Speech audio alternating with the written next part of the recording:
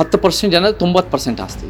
ಈ ಒಂದು ಬಡ 50% ಹತ್ರ ಕೇವಲ 3% ಇದೆ. ಇದು ಜನಸಾಮಾನ್ಯರ ಹೊಟ್ಟೆ ಮೇಲೆ ಹೊಡೆಯೋದು. ಪಿತ್ರಾರ್ಜಿತ ಆಸ್ತಿ ಮೇಲೆ ತೆರಿಗೆ ಇಲ್ಲವೇ ಇಲ್ಲ ದೇಶದಲ್ಲಿ. 10 ಲಕ್ಷ ತಗೊಂಡ್ರೆ 30% ಟ್ಯಾಕ್ಸ್ ಇದೆ. 1 ಕೋಟಿ ಇದ್ರೂ ಕೂಡ 30% ಬರುತ್ತೆ. 10 ಕೋಟಿ ಇದ್ರೂ 30% ಕೊಡುತ್ತೆ. 100 ಕೋಟಿ ಇದ್ರೂ 30%. ಅದು ನ್ಯಾಯಬದ್ಧವಾಗಲ್ಲ. ತೆರಿಗೆ ಕಟ್ಟುವಂತ ವಿಚಾರದಲ್ಲಿ ಒಂದಷ್ಟು ಧ್ವನಿ ಎತ್ತಿದ್ರಿ ನೀವು.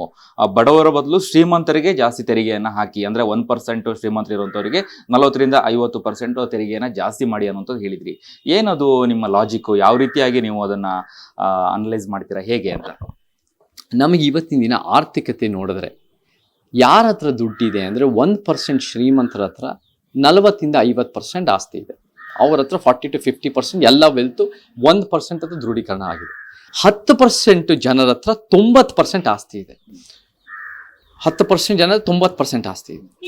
ಈ ಒಂದು ಬಡ 50% ಹತ್ರ ಕೇವಲ 3% ಇದೆ. ಸೊ ನಾವು ಇದನ್ನ ಹೆಂಗೆ ಸರಿಪಡಿಸೋದು?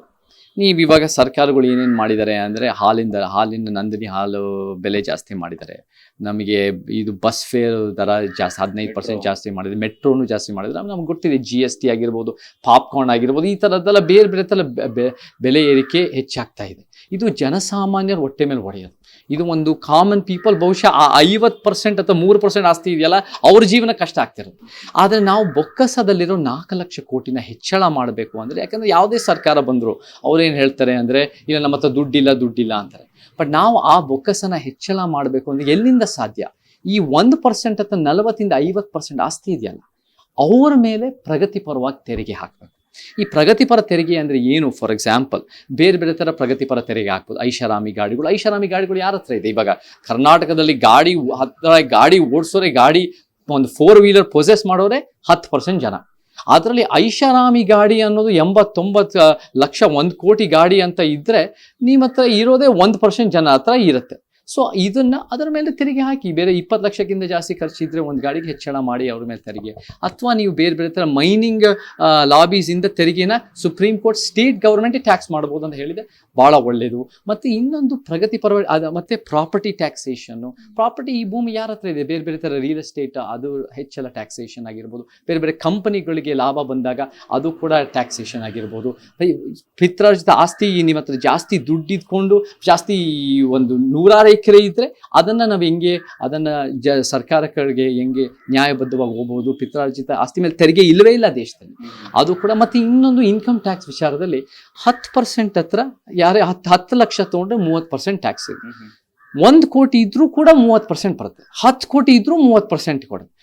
100 ಕೋಟಿ ಇದ್ದು 30%. ಅದು ನ್ಯಾಯಬದ್ಧವಾಗಲ್ಲ. ನಿಮ್ಗೆ ಏನಿರಬೇಕು ಅಂದರೆ 10 ಲಕ್ಷ ಇದೆ 30% ಓಕೆ. ನಿಮ್ಗೆ 1 ಕೋಟಿ ಆದರೆ 40% ಆಗಬೇಕು. 10 ಕೋಟಿ ಆದರೆ 50% ಆಗಬೇಕು. ನಿಮ್ಗೆ ಜಾಸ್ತಿ ಬಂದಷ್ಟು ನೀವು ಜಾಸ್ತಿ ವಾಪಸ್ ಕೊಡ್ಬೇಕು, ಯಾಕಂದ್ರೆ ನೀವು ಜಾಸ್ತಿ ಪಡಿತಾ ಇದ್ದೀರ. ಅದು ಒಂದು ನ್ಯಾಯದ ಪರಿಕಲ್ಪನೆ. ಜಾಸ್ತಿ ವಂಚಿತರು ಜಾಸ್ತಿ ಪಡಿಬೇಕು. ಸೊ ಈ ರೀತಿಯ ನ್ಯಾಯ ದೃಷ್ಟಿನಲ್ಲಿ ಪ್ರಗತಿಪರವಾಗಿ ನಾವು ತೆರಿಗೆ ಹಾಕೋದು ಭಾಳ ಮುಖ್ಯ. ಬೊಕ್ಕಸ ಇರೋದು 4 ಲಕ್ಷ ಕೋಟಿ ಅಂದರೆ, ನಾವು ಫಾರ್ ಎಕ್ಸಾಂಪಲ್ 4 ಲಕ್ಷ ಕೋಟಿ ಇದ್ದರೆ ನಾವು ಶಿಕ್ಷಣ ಆರೋಗ್ಯದ ವ್ಯವಸ್ಥೆನ ಅಭಿವೃದ್ಧಿ ಮಾಡೋದು ಭಾಳ ಕಷ್ಟ. ಅಭಿಜಿತ್ ಅವರೇ, ನಮಗೆ ಅದಕ್ಕೆ ಜಾಸ್ತಿ ದುಡ್ಡು ಬೇಕಾಗತ್ತೆ. ಆ ದುಡ್ಡು ಬೇಕಾಗತ್ತೆ. ಇಡೀ ಸರ್ಕಾರಿ ಶಾಲೆಗಳು, ಸರ್ಕಾರಿ ಆಸ್ಪತ್ರೆಗಳು ಇಂಪ್ರೂವ್ ಮಾಡಬೇಕು ಅಂದರೆ ಅದನ್ನು ಒಂದು ನ್ಯಾಯ ರೀತಿ ತಂದು ಬೊಕ್ಕಸನ ಹೆಚ್ಚಳ ಮಾಡಿ ಓವರ್ ಆಲ್ ರೀಡಿಸ್ಟ್ರಿಬ್ಯೂಷನ್ ಮಾಡಿದ್ರೆ ಭಾಳ ಉತ್ತಮವಾದ ಕರ್ನಾಟಕ ಆಗುತ್ತೆ. ಎಕಾನಮಿನೂ ಬೂಸ್ಟ್ ಆಗುತ್ತೆ, ಜನರ ಜೀವನಕ್ಕೂ ಒಳ್ಳೆಯದಾಗತ್ತೆ. ಒಂದು ನಿಜವಾದ ಸಂವಿಧಾನ ಕರ್ನಾಟಕ ಆಗೋ ಲಕ್ಷಣಗಳು ಬರ್ಬೋದು ಅಂತ ಹೇಳಕ್ ಇಷ್ಟಪಡ್ತೀನಿ. ನಿನ್ನೆ ಅಷ್ಟೇ ನಡೆದಿರುವಂತಹ ಘಟನೆ, ತಡರಾತ್ರಿ ಅದು ಸಂಜೆ ಆಗಿರುವಂಥದ್ದು, ಏನು ವಿಂಗ್ ಕಮಾಂಡರ್ ಅವರು ಏನು ಕನ್ನಡಿಗರ ಮೇಲೆ ದಬ್ಬಾಳಿಕೆ ಮಾಡಿರುವಂಥದ್ದು, ಹಲ್ಲೆ ಮಾಡಿರುವಂಥದ್ದು. ಅವರು ಏನು ಫಸ್ಟಲ್ಲಿ ನನ್ನ ಮೇಲೆ ಹಲ್ಲೆ ಆಯಿತು, ನಾನು ಅವನಿಗೆ ಹೊಡಿಲಿಲ್ಲ ಅನ್ನುವಂಥದ್ದು.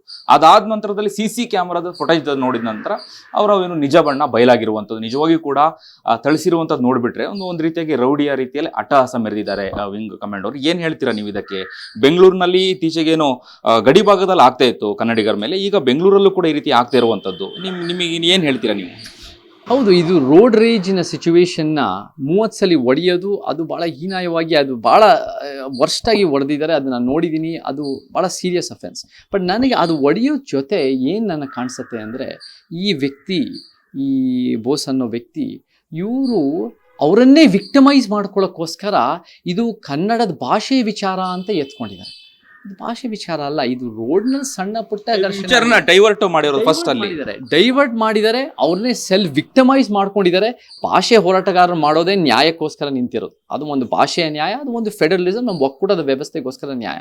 ಅದನ್ನ ಆದಷ್ಟು ಯಾವ ಫಿಸಿಕಲ್ ವೈಲೆನ್ಸ್ ಇಲ್ಲದೇನೆ ನೋಡ್ಕೊಳ್ಳೋ ರೀತಿನಲ್ಲೂ ಮಾಡ್ತಾರೆ, ಅದು ಬಹಳ ಒಳ್ಳೇದು. ಆದರೆ ಇಲ್ಲಿ ಎಲ್ಲೋ ಒಂದ್ ಕಡೆ ಇವರೇ ಹೊಡೆದು 30 ಸಲ ಅದು ಸಿಕ್ಕಾಬಟ್ಟೆ ಹೊಡೆದು ಬಡ್ದು ಆಮೇಲೆ ಅವರನ್ನೇ ವಿಕ್ಟಮೈಸ್ ಮಾಡ್ಕೊಳ್ಳೋಕ್ಕೋಸ್ಕರ ಇದು ಭಾಷೆಯ ರೀತಿಯಲ್ಲಿ ನಮ್ಮ ಮೇಲೆ ಹೇರ್ತಾ ಇದ್ದಾರೆ ಅಂತ ಕರ್ನಾಟಕದಲ್ಲಿ ಹೇರೋ ಪ್ರಶ್ನೆನೇ ಬರಲ್ಲ ಬಿಡಿ ಕನ್ನಡದ ಬಗ್ಗೆ. ಬಟ್ ಅದ್ರ ಮೇಲೆ ಇವರು ಈ ರೀತಿ ವಿಕ್ಟಮೈಸ್ ಮಾಡೋದು ಇದು ಭಾಳ ಟ್ವಿಸ್ಟೆಡ್ ಒಂದು ರೀತಿ ನಡೆದಿದೆ. ಇದು ಸರಿಯಲ್ಲ. ನಮಗೆ ಯಾರೇ ಇರ್ಬೋದು ದೇಶದಲ್ಲಿ ಈ ರೀತಿ ವೈಲೆನ್ಸ್ ಯೂಸ್ ಮಾಡಿದ್ರೆ ಅವ್ರ ಮೇಲೆ ಶಿಕ್ಷೆ ಆಗಬೇಕು. ಅವರು ವಿಂಗ್ ಕಮಾಂಡರ್ ಆಗಿರ್ಬೋದು, ಅವ್ರು ಯಾರೇ ಇರ್ಬೋದು, ಹಿಂಗೆ ಬಂದ್ಬಿಟ್ಟು ಈ ಥರ ದಬ್ಬಾಳಿಕೆ ಮಾಡೋಕ್ಕಾಗಲ್ಲ. ಸೊ ಆ ರೀತಿ ನಮಗೆ ಒಳ್ಳೆ ಹೋರಾಟಗಾರರೆಲ್ಲ ಭಾಳ ಜನ ಇದನ್ನು ಎತ್ಕೊಂಡಿದ್ದಾರೆ. ಮತ್ತು ಸರ್ಕಾರನೂ ಇದನ್ನು ಭಾಳ ಗಂಭೀರವಾಗಿ ತಗೋಬೇಕು. ಯಾಕಂದರೆ ಆ ಹುಡುಗನ್ನ ಎಲ್ಲೋ ಒಂದು ಕಡೆ ಬಂಧಿಸಿದ್ರು ಅಂತ ನಾನು ಕೇಳ್ಪಟ್ಟೆ. ಆದರೆ ಈ ವ್ಯಕ್ತಿ ನಿಜವಾಗ್ಲೂ ಹಿಂಗೆ ಮಾಡಿ ಸುಳ್ಳು ಹೇಳಿ ಬೇರೆ ಥರ ಒಂದು ಇನ್ಫ್ಲೂಯೆನ್ಸ್ ಯೂಸ್ ಮಾಡಿಕೊಂಡು ಬೇರೆ ಥರ ಬಹುಶಃ ಭೀಮಾರು ನಾರ್ತ್ ಇಂಡಿಯನ್ ಮೀಡಿಯಾಗಳು ಸಹಾಯದಿಂದ ಒಂದು ರೀತಿ ರಾಷ್ಟ್ರ ಮಟ್ಟದಲ್ಲಿ ಏನ್ ಸುದ್ದಿ ಆಗಿರೋದು ಅಂತ ಹೇಳಿದ್ರೆ ಕನ್ನಡ ಮಾತಾಡಿಲ್ಲ ಅನ್ನೋದಕ್ಕೆ ಹಲ್ಲೆ ಮಾಡಿದ್ರು ಅನ್ನೋ ಸುಳ್ಳು ಸುದ್ದಿಗಳನ್ನ ಸುಳ್ಳು ಅಪಪ್ರಚಾರ ಮಾಡಿರುವಂತದ್ದು ರಾಷ್ಟ್ರ ಮಟ್ಟದ ಸುದ್ದಿವಾಹಿನಿಗಳಲ್ಲಿ ಅದು ಮುನ್ನೆಲೆಗೆ ಬಂತು. ನಿನ್ನೆ ಬಹಳ ಚರ್ಚೆ ಆಗ್ತಿದೆ ಅಂತ.